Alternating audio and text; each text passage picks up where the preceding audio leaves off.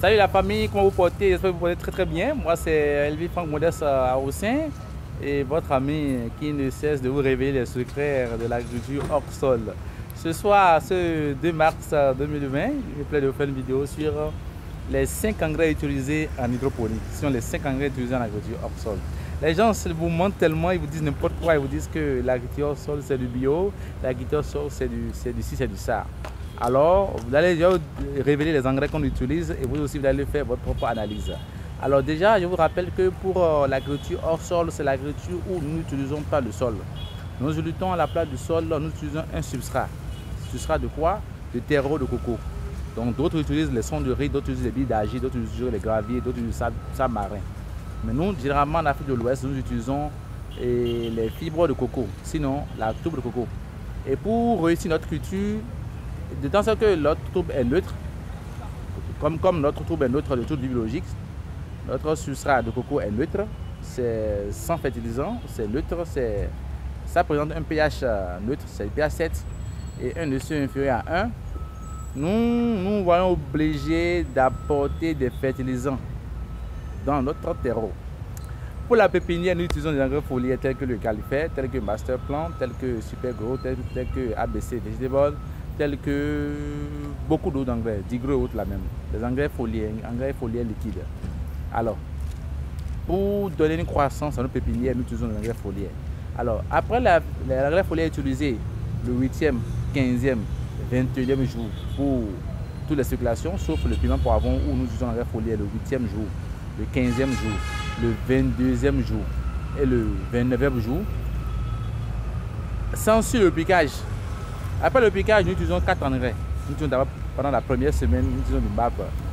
Le MAP est utilisé pendant 7 jours. Phosphate monoammoniac. C'est utilisé pendant 7 jours seulement. Quelle dose? 0,16 g par plan. 0,16 g par plan. Nous utilisons le MAP pendant 7 jours, 0,16 g par plan. À part ça, nous utilisons du NPK 15-15-15 plus oligo-éléments. Il y a plusieurs types d'NPK sur le marché. N'allez pas acheter l'NPK que les gens utilisent pour la terre, bon, pour le truc, la NPK avec l'urée. Non, non, non.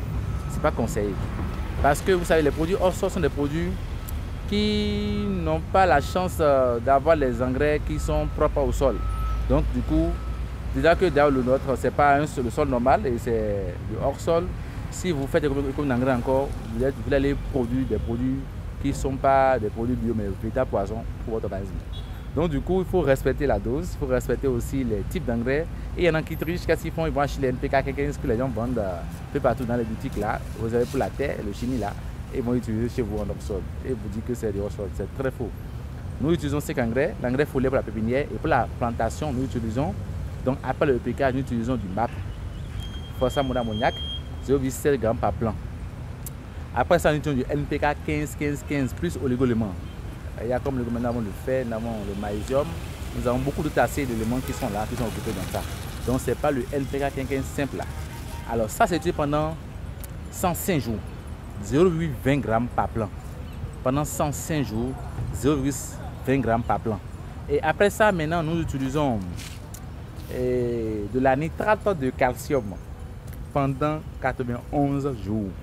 De la nitrate de calcium pendant 91 jours. Et quelle dose? 0,15 g pendant la première semaine et après ça 0,20 g pour le reste du temps. Bravo, la nitrate de calcium 0,15 g pendant la première semaine et 0,20 g après la première semaine jusqu'à la fin des 105 jours. Alors après ça maintenant, nous utilisons de la nitrate de potassium. Oui, la nitrate de potassium pour assurer à nos plants vraiment de bon calibre, de bon goût. Et l'aider vraiment à avoir la belle forme qu'elle devait avoir normalement et être bien mûre. Donc la potassium est utilisée, la nitrate de potassium est utilisée pour vers la fin, à partir du 8e semaine, voyez-vous, et pendant 56 jours. Pendant 56 jours. Alors donc du coup les amis, voilà les 5 engrais que nous utilisons en agriculture hors sol. Nous avons l'engrais foliaire, ça s'appelle le califère, il y a beaucoup d'engrais foliaires sur le marché, mais nous utilisons le califère 10-8-10. Ou bien Digro, ou bien Master Plan. Il y a beaucoup d'engrais foliaires sur le marché, c'est à vous de voir ce qui vous convient. Nous utilisons pour la phase de plantation le MAP, la nitrate de calcium, le NPK 15 avec le règlement et la nitrate de potassium. Voilà les 5 engrais que nous utilisons. Laissez-moi un commentaire si ces engrais sont bio ou pas. Laissez-moi un commentaire, je vais faire le droit de les lire. Et je vais revenir prochainement pour une vidéo sur l'origine des engrais chimiques et pourquoi les gens qualifient ces engrais chimiques d'engrais bio. Et est-ce que vraiment les hydroponiques c'est vraiment du chimie ou bien du bio? Je vais vous révéler ça prochainement dans la vidéo. D'ici là, prenez soin de vous et n'oubliez pas de vous abonner sur la chaîne. Abonnez-vous en même temps sur la chaîne pour ne rater aucune de nos prochaines vidéos. Et dès que nous allons atteindre les 800 abonnés, nous allons faire la foire aux questions. Nous allons répondre à toutes les questions que vous mettez sur les vidéos. Nous allons faire une foire aux questions et vous répondre et de façon live en direct. Merci beaucoup les amis et à tout de suite. C'était Franck Arossin. Bye.